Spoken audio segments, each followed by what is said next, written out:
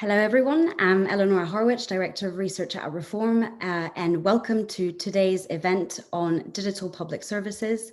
I will please ask our attendees to switch on their microphones and cameras, and please join me on this panel. So thank you very much. And as I mentioned, welcome to all of our attendees who are joining us right now online and live on YouTube, as this event is being live streamed. So this event actually marks the launch of our newest report looking at digital public services, What's Next? So I strongly encourage you all to read it, as it contains an overview of the past 25 years of digital public service reform.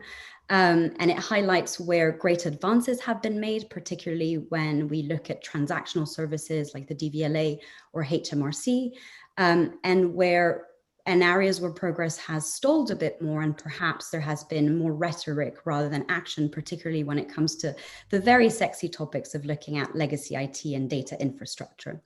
The report suggests three key ideas around skills, legacy, and procurement to move the debate forward and renew the impetus for digital transformation in government, which obviously the pandemic has kickstarted, and also the recent appointment of the three senior digital and data technology leaders within government is obviously a sign of this encouraging and renewed impetus. So before I introduce our speakers, I just wanted to go through a few housekeeping rules.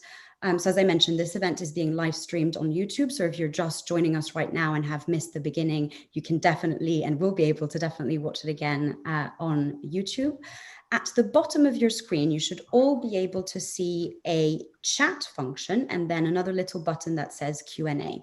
So we will be using the Q&A function for attendees to interact with our panelists and ask questions. I will be monitoring the chat and try and weave in as much as I possibly can the questions into conversation. For any comments that you would like to make, please use the chat function so that we don't kind of confuse comments and questions at the same time. If I could also request for you to please keep your questions as brief as possible, as I will be monitoring the chat in addition to chairing. The hashtag for today's event is #ReformDigital, so please do feel free to tweet, take screenshots, comment online, as there will be a kind of live Twitter debate as well. So I am really delighted to be joined by an absolutely stellar panel today to discuss digital transformation in government. So I'm joined by Lara Sampson, who is the Product Director for Universal Credit at the Department of Work and Pensions. She has led on the Universal Credit product development for the past 7 years and has actually grown the team from quite a small, medium size of 30 to around 400 today. I am also joined by Paul Maltby, who is the Digital Chief Officer of the Ministry Ministry of Housing, Communities, Local Government, where he focuses on the department's digital services, working with local government to try and develop their digital capacity, improving access to data, to support innovation in housing, land, and the planning sector. And finally, we have Nikki Murphy, who is head of healthcare policy for the EMA region at Amazon Web Services. So Nikki supports policymakers and health system leaders around the world to realize their digital transformation goals by being able to leverage the benefits of cloud technology. And in a previous life, before joining AWS, Nikki had worked for NHS England and had spent about 9 years working in local hospitals, regional commissioning groups, and national regulators. So I will now ask panelists if they could please set out their thoughts for about 5 minutes on the question of digital public services. So Lara, if I could go to you first. Yes, hello everyone, and thank you very much, Eleonora. So I was just going to start with, predominantly what I wanted to do actually was reflect a bit on what has made it possible for us in Universal Credit and DWP more widely, but I'm going to focus on Universal Credit, able to withstand the pressures of the last year. But before I do that, I just wanted to actually quote our head of engineering, because I think he captures it really well in an interview he did recently. He's a chap called Tom Padgham, and absolutely brilliant. And he said, technology is one thing, but more importantly, universal credit is a system with real life consequences. Our focus remains on making sure people get paid and have access to the support they need when they need it. And that, in some senses, that is not particularly surprising that someone should say that, but it is a reflection of the team's belief that universal credit is about a service to help people and not particularly about technology. That he sums up. And actually, when I just go over the things that I think has helped us in the past year, it is this idea that digital transformation is not actually really about technology very much. I mean, don't get me wrong, the fact that we were on AWS definitely was part of what kind of saved our bacon, but technology is not really the thing that defines digital transformation. And indeed, you know, if we want to talk a bit later about what makes moving off legacy systems hard, I think it is very often because people see it as a technology challenge, where it absolutely isn't. It's just like, you know, technology is a needed thing in life in much the way electricity is, not much different from that. So just really quickly, I mean, universal credit, for those of you who don't know, is the new kind of welfare system to support working age people that it's an in and out of work benefit. It supports people both financially and in terms, very importantly this year, of helping people back into work and progressing their work journey. And it has been running, you know, for years, and in some ways had quite a, well, in plenty of ways, actually had a really quite a dogged history. But about 7 years ago, we kind of restarted our approach to universal credit and from a user-centered, agile, if you want to use the word, product development point of view, and have slowly and carefully built up the capability around it to be able to serve at the beginning of last year around 2 million claimants, having rolled it out across the country. Of course, in March, and with successive speeches, interestingly, the Prime Minister's speech that pubs were closing drove quite a lot of contact, but then exponentially higher contact with the first lockdown and subsequently as schemes to support self-employed people and others were announced. And that contact, you know, which we experienced obviously at the kind of front end, you know, had translated ultimately into effectively a doubling of the caseload from close to 3 million at the beginning of last year to 6 million now. And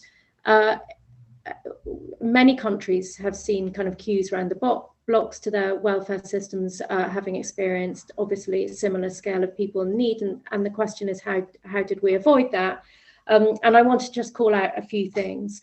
Probably the most important is that we're made up of empowered teams who are absolutely expert in understanding universal credit as a service, and those teams are made up of, you know, loads of disciplines of the type you'd expect: developers, designers, content developers, researchers, but also includes our operational colleagues embedded in those teams.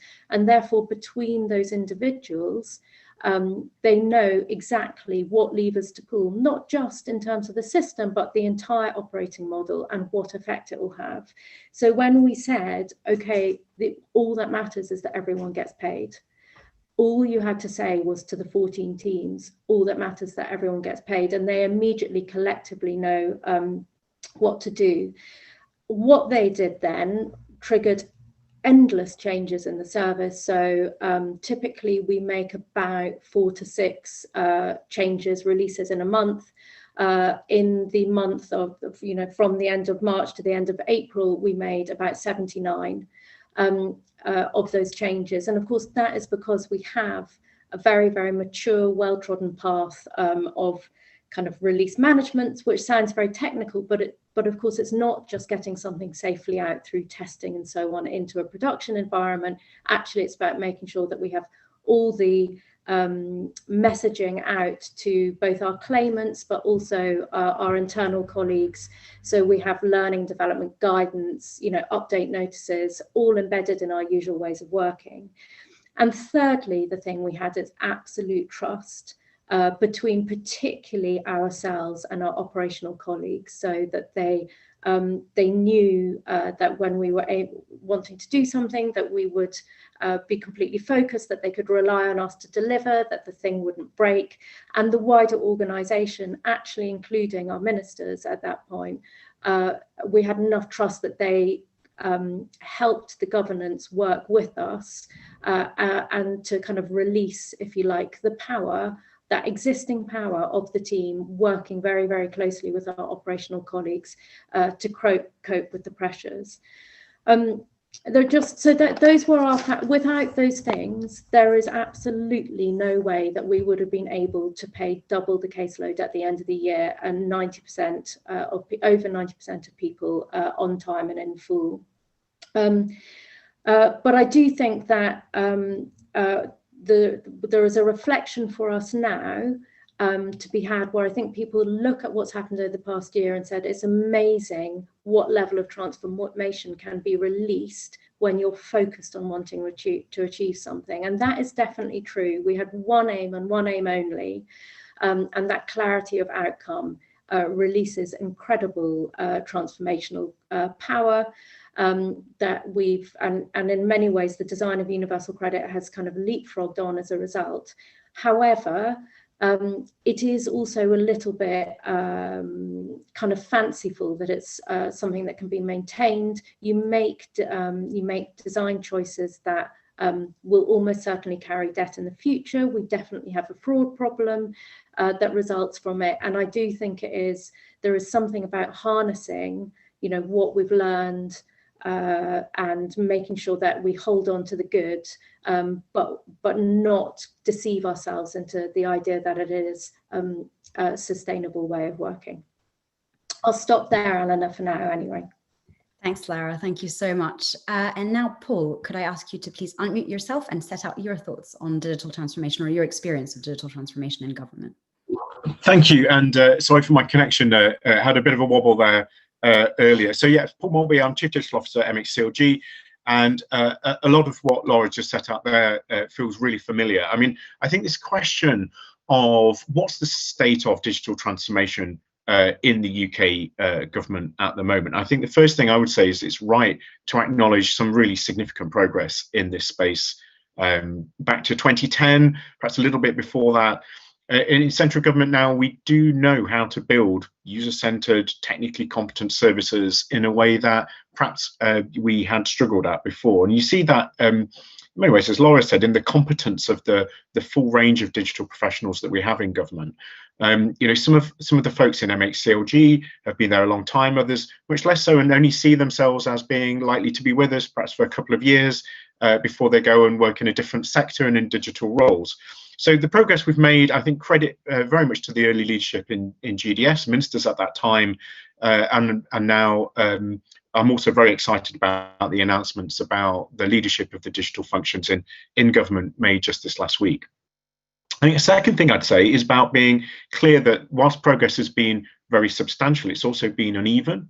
So we've seen a lot of the transactional services experienced by citizens, essentially when you want a thing from government as a citizen, is where the big progress has been made. So I'm thinking, a whole range of things, yes, universal credit, DVLA, passports, even business grant support for folks during COVID, and there's happily many more besides this.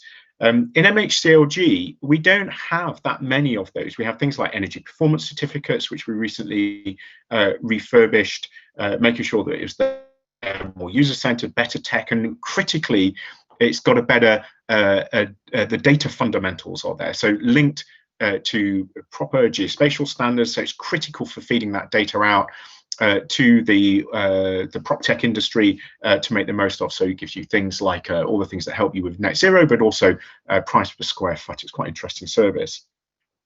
I'm going to pose like there's three challenges on the top of my mind I was thinking about in relation to this session today. Of course, many more, but the first is about the balance between central government and local government service reform. And in my place, we co-created a local digital declaration back in 2018 with a bunch of pioneering digital folks in councils and elsewhere. The now Chancellor, then as a local government minister, backed that with a local digital fund to help councils make the shift from the world they were at to this more modern technology, user-centered, more flexible, more componentized world. And there's some really good progress there, but it's really hard. That legacy digital market is pretty central to how local government operates at the moment, and there's a struggle, I think, on the demand side as much as on the supply side in that place. So definitely, modernization and the need for it in local government poses cyber risks as well as the possibility of efficiency savings at a very large scale. So great to have some support in the spending review to be able to continue the work of our team in this space, but it's very much us with the whole of local government, and a lot of work to do in that space. And the second thing you mentioned about the legacy software in government, and there is this tail of legacy software which is quite a serious issue in MHCLG. Thankfully, short of some of those big old tech systems by and large. And so actually what you do see though is legacy processes, not in big old tech, but in the way that which folks do their work in government. So still a huge amount of government is run from the default of emails and spreadsheets rather than specialist normal software that you use in your organizations and we use in our everyday lives. Those sorts of things, it's still quite hard yards to make that progress and bring the service design culture. And I think there's a lot of efficiency improvement gains and indeed broader reform work in that space. Then the last thing I was going to say about making sure the challenge is making sure we've got policy fit for the digital age. And so much of government isn't transactional services. It's about the stewardship of whole domains of the country. For MHCLG, that role over housing, homelessness, local government, regeneration, those things there are transactional services, but our role is much bigger than that. And over the last decade, there's perhaps been that bit of a divide between the policy and digital worlds. And I'm really in favour of these movements you see outside of government, increasingly with government. So from from Alex Chisholm now in the Cabinet Office, but this move to almost like a bottom-up movement of digital reformers working with policy folks and elsewhere to grow that capability, I'm really excited about. And I think this, for me, is where the next phase of big digital transformation comes in government. So for us, a lot of work, been really great working with our Secretary of State and colleagues on planning reform. So seeing planning as, a very often online, but not digitally, if I can make that distinction, and a remarkably unreformed bit of the world, really, and being able to play our role as a digital team at the heart of a policy debate like that is something that I'm really excited about, and I think that's a challenge for all of us in government to do. I'll stop there. I've spoken for too long, but thank you for that. No, thank you very much, Paul. And last but not least, Nikki, could I please ask you to set out your thoughts on the question?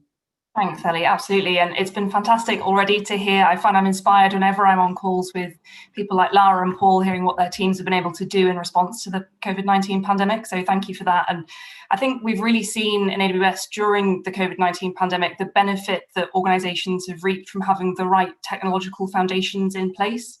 And indeed, we saw that organizations who were making use of cloud technology were able to respond and adapt their service offerings to meet the needs of citizens, thanks to the agility and flexibility and scalability of cloud technology.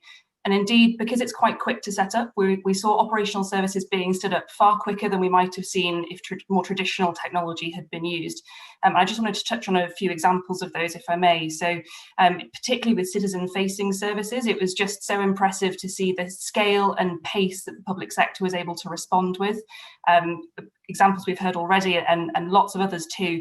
For example, I know that HMRC were able to set up the coronavirus job retention scheme that they've been running within just 4 weeks.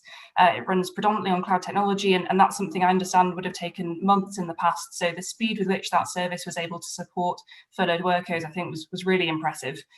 Similarly, the NHS was able to set up the Vulnerable People's Messaging Service in just 48 hours. And that was the service that was intended to reach the 1.5 million people identified as being most at risk from COVID-19 and support them to access services to keep them safe and well and isolate and ensure they were able to access all the support that they needed. We also saw services architected to deal with a different type of demand. So, for example, the COVID-19 test kit site, where you're able to request a test, either an appointment for one or to have a test kit delivered to your home, that was architected to deal with a huge volume of traffic, particularly when it was first announced. And thanks to the underlying technology that it was built on, it was able to manage that and to meet the needs of citizens who are accessing it. And just from my own personal experience in the healthcare world, I was really impressed to see the scale with which telehealth was rolled out across the country. I think it's a theme that, well, I could talk about it for hours. It's probably a different webinar, Ellie, but across the world, we've seen 1,000% increases in the use of telehealth, which is the remote provision of healthcare advice and support from clinicians to patients. And telehealth providers that were using technology like our technology could scale up to meet that increase in demand. And because typically the cloud doesn't have any sort of long-term lock-in contracts, it means that if demand changes over time, the service will be able to scale in response to that demand in future too. So it's just really inspiring to see the way that citizens were able to continue accessing services right across the public sector. And I would argue largely thanks to the technological foundations that were in place and meant that they were able to adapt and change to meet those changing needs and demands very quickly. And then just the second area I wanted to touch on was that I think as well as driving improvements and transformation in the way that citizen services are directly delivered, I think it's really important to acknowledge the role that technology has to play in also driving data-driven decision-making and the work that policymakers and professionals do every day as well. So just a few examples that we saw, again, these sorts of decisions being taken using data at a sort of scale and pace that certainly I hadn't seen before in my time. So for example, the World Health Organization was able to use cloud technology to track the spread of COVID-19 by aggregating epidemiological country data from multiple sources and analysing it in near real time. We saw a fantastic initiative set up by Imperial College London and an organisation called PanSurge. They developed something called the Real-Time Data Analysis and Synthesis Platform, or RADASA, and that aggregates and analyses vast amounts of data relating to COVID-19 in an attempt to combat the so-called infodemic in relation to COVID-19, and then it extracts the most important insights and provides them to people that are accessing the platform. So it means that policymakers and clinicians and professionals that need to use that information to make decisions have the most relevant information at their fingertips. And we also saw the NHS using cloud technology to analyse hospital occupancy levels and emergency room capacity and patient waiting times to decide where best to allocate resources. So I think as well as direct citizen services, it's important to note that having the right technological foundations in place also helps policymakers, professionals to make the right sort of decisions and use the most effective information that they can to make those decisions swiftly. And I think we've seen technology demonstrating the impact it can make for citizens as a result at scale throughout the pandemic. But I am really confident that if the right technological foundations are in place, we'll be able to see the fantastic innovations we've seen in the last year progressing at this sort of scale and pace into the future too. Thanks, Ellie. I'll leave it there. Great. Thank you, Nikki. Thank you very much. And actually, this might be and sound like quite a simple question, but you've all alluded to, I guess, a lot of the benefits of this digital transformation. Some of the barriers, obviously, but there are technologies that could be used to overcome these. So, ultimately, why is it so hard to do digital transformation and to get it right? Lara, could I possibly go to you first? Yeah, so I think it's really interesting, what Nikki was saying about the ability that kind of cloud technology has released to achieve really, really urgent things.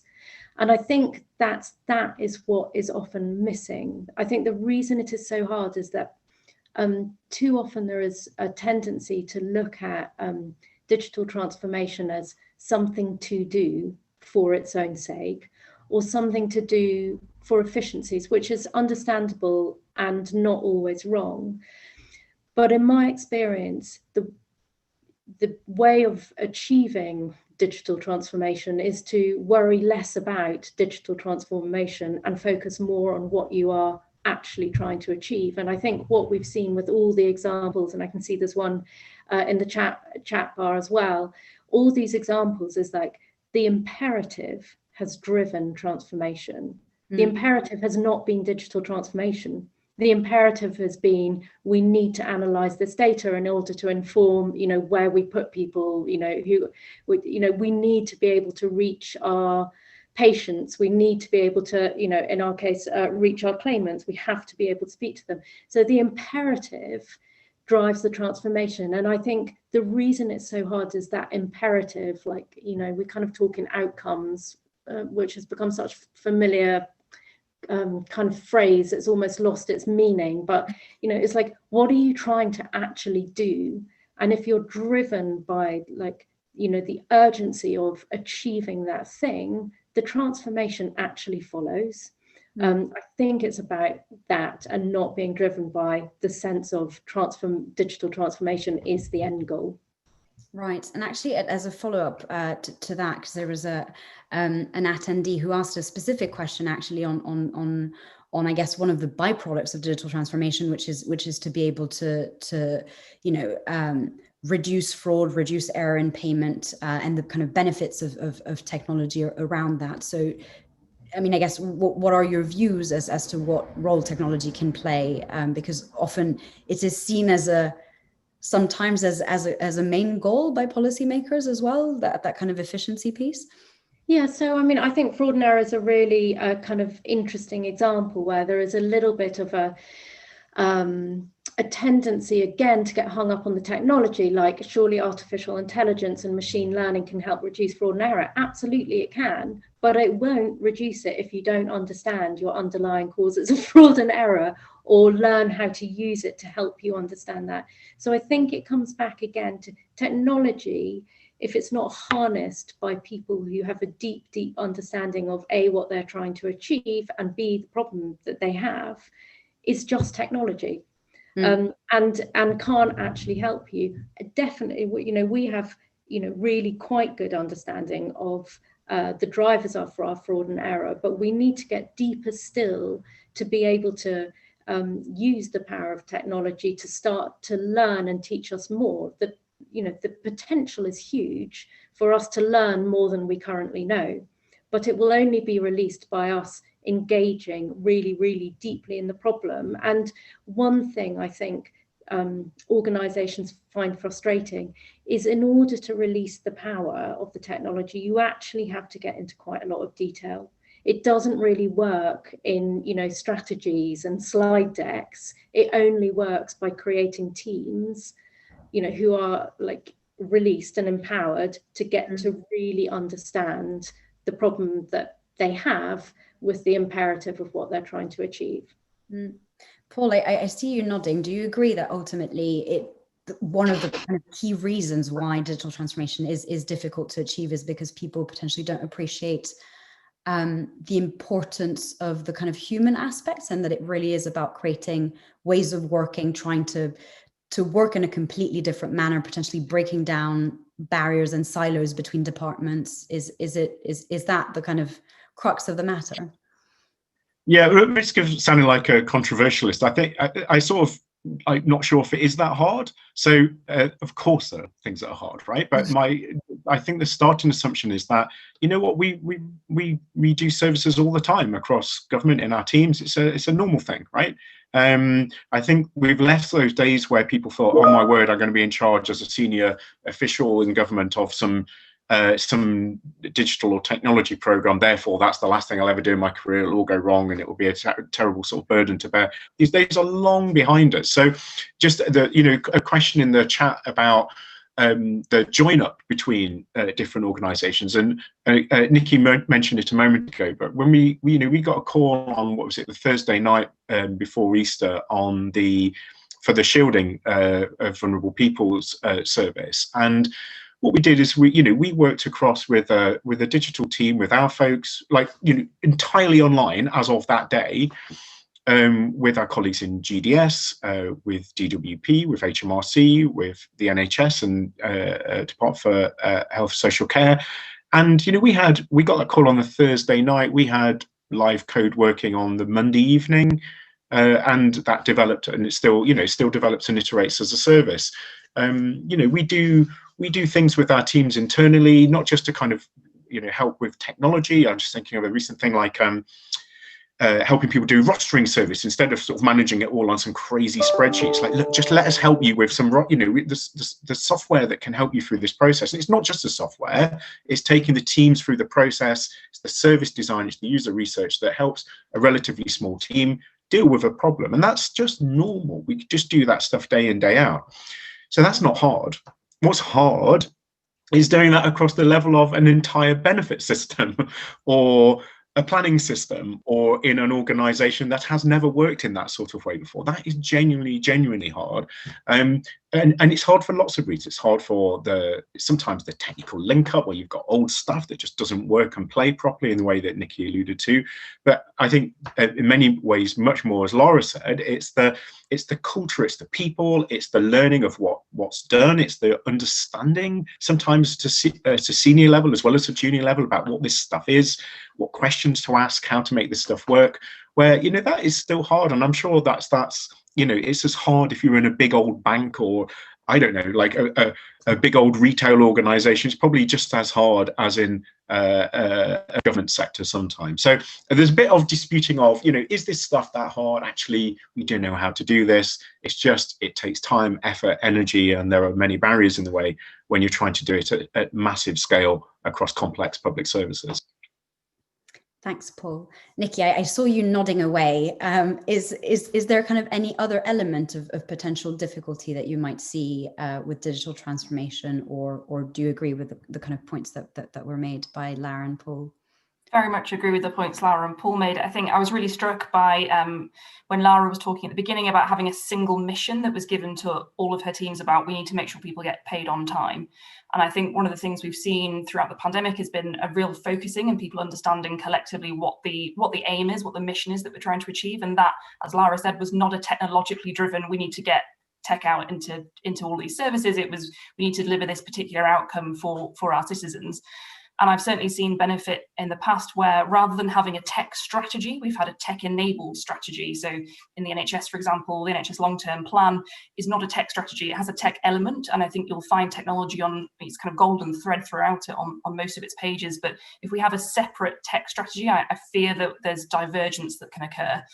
So I'm particularly interested in what we can learn and take from the pandemic around having a common goal, a really clear narrative about what it is that's trying to be achieved, how much of that can be retained, and how much of the progress we saw during COVID-19 was sheerly having to get things through as quickly as possible, and that we might need to put in place a different sort of governance structure to manage that in the long term. I don't have a great answer to it, to be honest, Ellie, but I think that's going to be an incredibly interesting question for policymakers and people in this space to tackle over the next few years. And actually, thinking about the kind of rapid transformation that happened during the pandemic, do you think that there are potentially kind of any lessons that we can learn, or that you've seen from clients that you've worked with, in terms of how change management was handled? Because ultimately, in a lot of government reviews around massive IT programs, change management or the lack thereof has often been pointed as a key problem to deliver these kind of very big programs. So is there, I guess, any tips that we can learn from the pandemic? I think, again, I'd say the points I just made really about having a very, very clear focus on what the outcome that was trying to be achieved was, and everyone committed to getting it done as swiftly as possible, with clearly all of the right governance in place to make sure that it was as safe and effective as possible too. But that clarity on mission, and I think also making data more available to the people that are doing this transformation. So something that I've found really powerful has been, socializing data about what's working at the moment and what's not working, and put it in the hands of the people that are making quite operational decisions, can be incredibly powerful and can really help to embed the change. And I just say, finally, having political commitment to a particular direction of travel has been really helpful too. Yes, thank you very much. And actually, on that kind of question around the skills, ultimately, to be able to have the right skills within a team to be able for the team to kind of feel empowered, be able to use these technologies. Lara, how did you go about that, the kind of skills strategy within DWP to be able to grow a team from 30 to 400, and how did you manage to kind of recruit, upskill, attract people, be able to retain them? Yeah.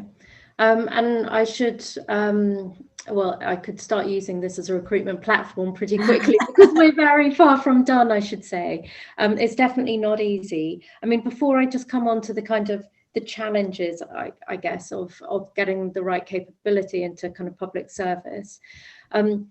And although I've said, 30 to 400, and 400 is a big team, but it's a really big service that we run. And I would hate to give the impression that kind of size matters or that big is good, because actually one of my philosophies throughout kind of growing universal credit is, the ambition is always to have the smallest number of the rightest people. And there is a huge tendency, I suspect, in any organization to think we have a problem, this isn't going fast enough, or it's not doing what we want, we must need more people. And I'm sure that's never a terribly, actually operationally it sometimes is a fair conclusion, but in a kind of digital transformation world, it is very rarely the right answer, is just to look for more people. So, the kind of things that are important to me are having those kind of genuinely multidisciplinary teams. So, as I said, all the skills that I was previously referring to. So we have grown, the team very, very slowly. It's big now, but it's taken 7 years. And that's about recognizing that as you grow, you need to select people for their expertise, but also so that they kind of sit within the team. That we want teams to be diverse. We want the culture to work well. So we've grown the team very carefully over time, and we've done that quite successfully. What we found harder is getting the balance of kind of permanent staff to contractors, right? I run a culture where it really doesn't matter what your employment status is. If you're in the team, you're in the team. But it is nevertheless true and good for government that we obviously grow permanent capability within the civil service, and particularly that we have that leadership well represented. And Paul made a reference, I think, to some of this still feeling quite alien to kind of senior levels. And I think the more we have people at senior levels in government who really kind of come from kind of digital ways of working, if I can call it that, rather than a digital necessarily kind of skill, but digital ways of working, the more we will be able to kind of like embed this thinking and way of working as a kind of permanent part of our culture. Smallest number of the rightest people, only grow at the pace you can grow, but recruitment and retention, particularly given the salaries we've got, is hard. A cause again is helpful. Word of mouth is helpful in terms of the culture you create. Great, Lara. Thank you so much. Paul, I see you nodding away, so I'll allow you to respond, and also I'll ask you a question, which is actually kind of related to the final point that Lara made around, the importance of having senior leaders or even ministers who understand what this is about. Ultimately, do you feel, because there was a question from the audience that I actually find quite interesting, that, with the pandemic, there has been the creation of these kind of large data sets. We have had the ability to be able to link information in ways which hasn't been possible before, which ultimately has hopefully helped ministers to be able to forecast uncertainty a bit more, or actually maybe have a bit more of an understanding of what data-driven policy making might mean in practice. Do you feel that this has really happened and will kind of change people's perspective as to the importance of all of this? Yeah, it's a good point, Anna, and a nice question posed in the chat as well. It's a hard one because in many ways government does do this. It's not like we can't do this and we haven't done this. Government does do this, but sometimes the processes have taken longer than they should, and sometimes the way in which accountability falls and incentives fall in the system still feels like it's quite structured around the departments, right? Because ministers and permanent secretaries are accountable to Parliament, and you have that sort of organisational structure. And as I said in the question in the chat, we were able to move at some pace in order to make some of these things work. And it wasn't that it was different or it was a different set of rules, but the dynamic was such that it was like, actually, let's go and make this happen, and let's go and make this happen quickly. And I think there's been a lot of public reflection on this, and indeed internal to government, about, okay, so how do we retain that same energy and pace in order to do that type of work that cuts across those boundaries?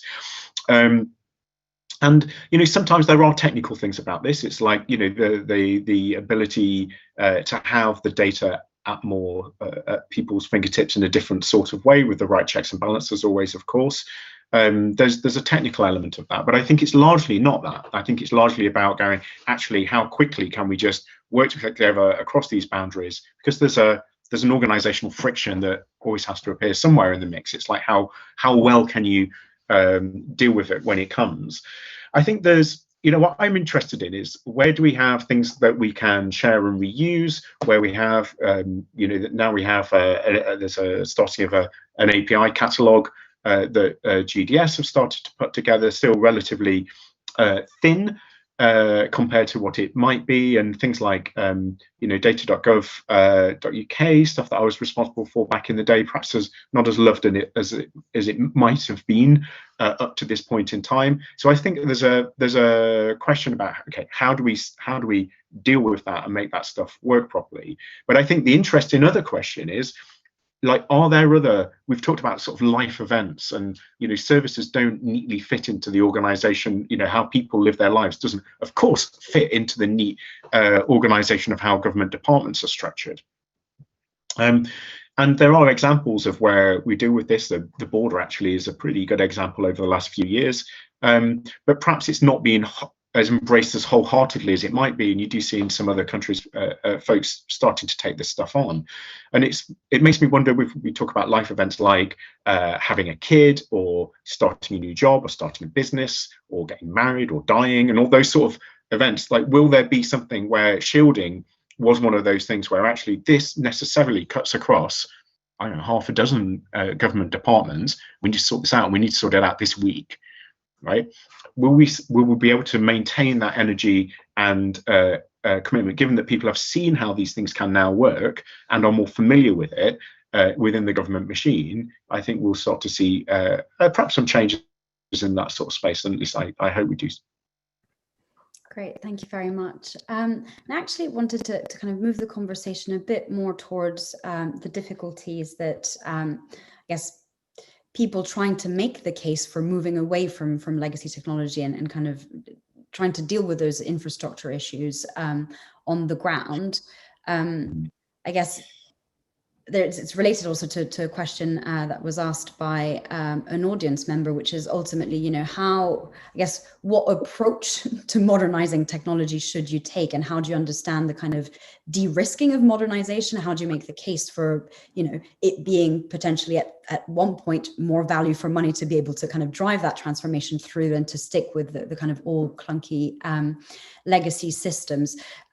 So I'll actually ask that question to all of you. If you'd have like one key tip, what is it that you would tell people trying to move away from kind of legacy technology? So maybe Nikki, I don't know if you kind of have those. I mean, I'm guessing you have a lot of those conversations with clients on the ground, and I guess what are the kind of key things that you see as blockers that are potentially kind of important things to focus on? Sure, I think for me, it's about considering the broadest possible set of parameters that might be improved, and coming back to the points we've already made, making it about the mission that you're trying to achieve. So what is it that citizens are looking from the service? I think I've heard a lot when I was working in the NHS that, well, my bank allows me to do it like this, so why can't we do this in the NHS? So what is it that the most sort of, what are our citizens looking for from our services from a sort of innovation perspective? And what sort of technology is required in order to make that innovation possible. And I think, as I said, thinking about all the different parameters that might be involved. So not only the sort of very, very obvious, can I physically do it with the technology I've got at the moment, but also how secure is it? Is it possible for me to architect what I've currently got to meet the level of cybersecurity requirements, for example, that I have, or might that be improved by architecting it in a different way? And to the point you were making earlier, Ellie, as well around talent retention, I think there's an important piece here too, that if we want to attract the best possible digitally minded, talented people to our services, we need to make sure that we're showing them a career path and they can see longevity in that as well. And I would have thought, my hypothesis is that if we can demonstrate that we're using technology and keeping up to date with the most innovative approaches to technology as well, that will excite and attract more talent too, as well as having a kind of clear mission, as Lara was mentioning as well. So and I think finally it's about demonstrating case studies where this has worked well before as well. I think we've got a lot of that already, and it's something that organisations like myself should be doing, demonstrating where similar services have been transformed or how others have approached it, so that we can share best practice and share learning around. It's rare for something. I used to say in the NHS that innovation was happening in pockets across the whole country. We probably solved almost every problem that was needed in some place, but it was about scaling that and making that approach more available and accessible to people. Well, and actually, speaking of scaling, obviously, Paul, with a lot of local authorities having to deal with legacy technology, how do you approach this question? Yeah, well, I think it's a question of demand and supply in the market, right? So you've got, in many bits of the local government software market, perhaps a slightly, a circle that's going around where councils are asking for the thing that they had before and want to procure the same thing that they've had before in the same sorts of ways, like one big, tech system to kind of rule them all, and long contracts because it's what people have known and what they're comfortable with. And then you see suppliers in the market, from smaller startups to medium to obviously the big platform providers. And it's a bit like, well, actually, how do you start to kind of enter into a market into that sort of way? So a lot of the work that we've been doing with local government digitally, collaboratively through this local digital fund, is to start to point towards how do you get this stuff done? How do you start to build that market on the demand and the supply side, so that actually it can just adjust? So, local government spending what, £3 billion a year or so on technology anyway. The question is that money delivering the outcomes that it should be for the cost attached, right?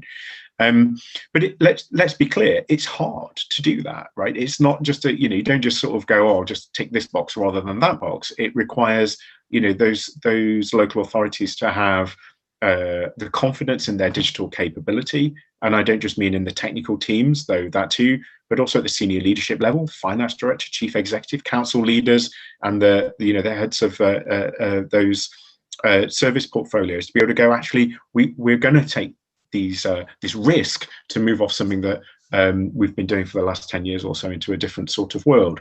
And it's a different approach. If you can move into a slightly more modular world rather than something where you do just buy the system, this is not straightforward. And in many ways, those systems do their basic job, kind of okay. It's like, I'm sure that others will have the same thing. It's like at the moment, trying to persuade our colleagues and our ministers and others to sort of in the business sort of planning round. It's like, I need some engineers, right? I need some engineers to be able to do these things.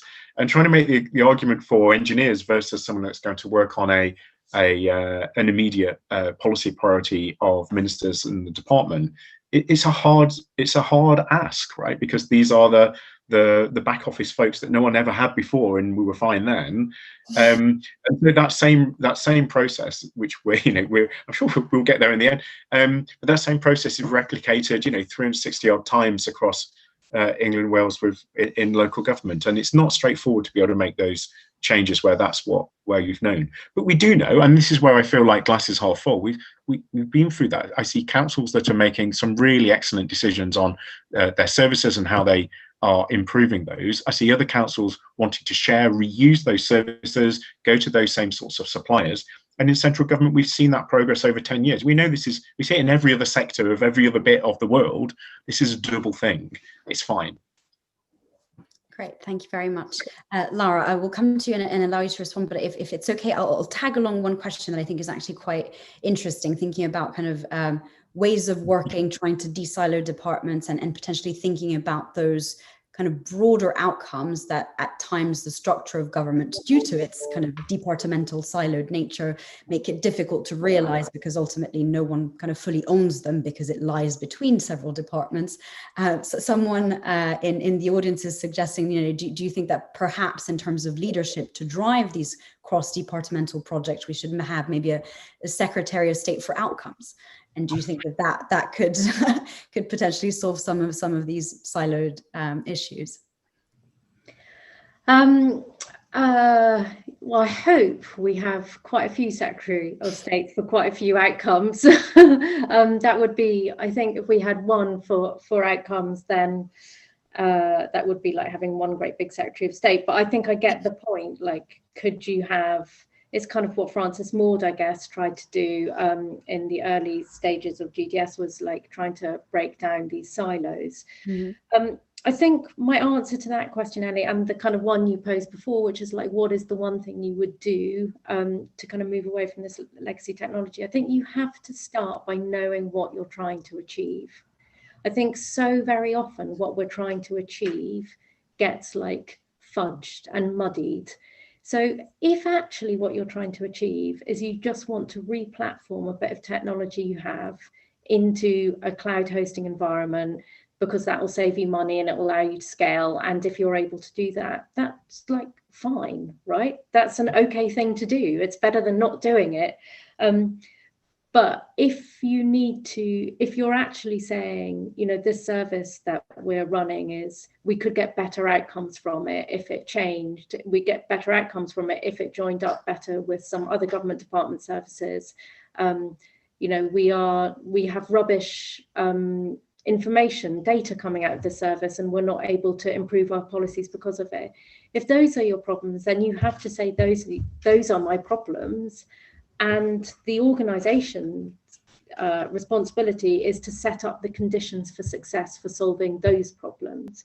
And I think so very often we just don't spend enough time. I mean, in my bit of DWP, increasingly frequently, we spend quite a lot of time honing our problem statements. Like, what actually is our problem here? And let's not just go, oh yeah, let's quickly write it down on a slide deck and move on, because we want to get onto the sexy stuff.